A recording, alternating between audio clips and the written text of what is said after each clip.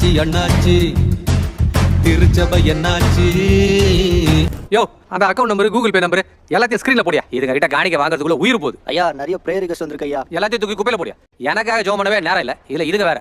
ஆண்டவரோட auto ஓட்டினேன், பிதாவோட pizza சாப்பிட்டேன், இயேசுவோட ஏரோப்ளேன்ல போனேன், பரலோகத்துக்கு நேத்து சாயங்காலம் தான் போயிட்டு வந்தேன். போனுக்கு என்ன பூசினாங்களா? என்ன பூசி ஜெபிச்சாங்களா? அன்பானவர்களே, ஜெப துண்டை வச்சு தொடச்சிங்கோ, ஜெப எண்ணெயை பூசிங்கோ.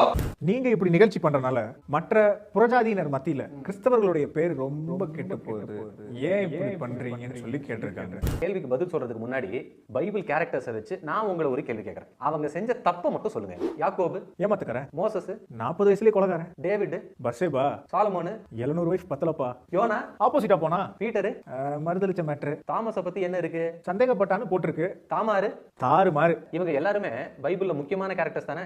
ஆமா கண்டிப்பா. சரி, அப்புறம் எதுக்கு இவங்க செஞ்ச தப்ப எழுதியிருக்காங்க? மற்ற மார்க்கத்தார், அதாவது ஹிந்துஸ், முஸ்லிம்ஸ், ஏத்திஸ்ட் கூட பைபிளை படிப்பாங்க.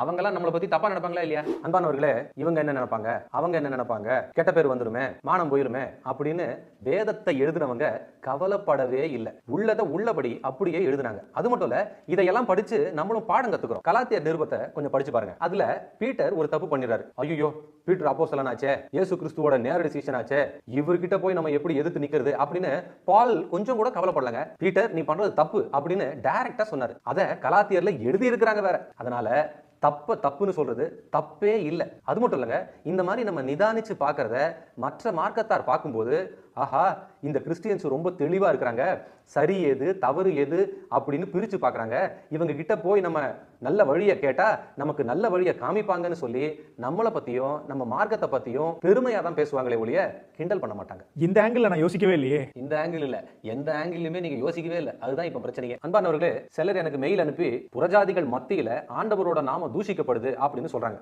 அதனால அது சம்பந்தமான 2 வசனத்தை நம்ம இப்ப பார்க்க போறோம். ரோமர் 2:24 எழுதியிருக்கிறபடி தேவனுடைய நாமம் புறஜாதிகளுக்குள்ளே உங்கள் மூலமாய் தூஷிக்கப்படுகிறதே. ஜஸ்ட் ஒரே ஒரு வசனம் மட்டும் பின்னாடி போங்களேன். நியாயப்பிரமாணத்தை குறித்து மேன்மை பாராட்டுகிற நீ நியாயப்பிரமாணத்தை மீறி நடந்து தேவனை கனவீனம் பண்ணலாமா?